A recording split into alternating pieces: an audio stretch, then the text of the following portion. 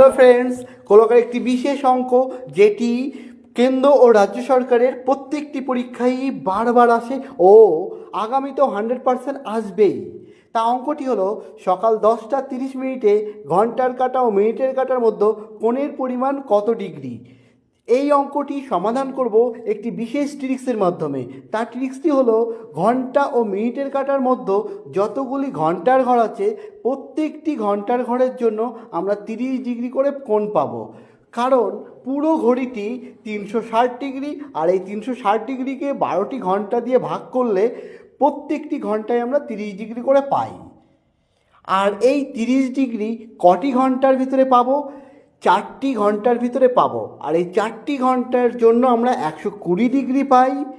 আর 10:30 আছে, সেই 30 মিনিটের অর্ধেক 15 ডিগ্রি কোণ হয়। এই দুটির মধ্যে আমরা যোগ করব, কারণ ঘন্টার কাঁটা আগে থাকলে যোগ হয় আর পরে থাকলে বিয়োগ হয়। তাহলে মোট যোগফল 135 ডিগ্রি। ভিডিওটি ভালো লাগলে লাইক, ফলো, শেয়ার করবে বন্ধুদের সাথে। Thank you.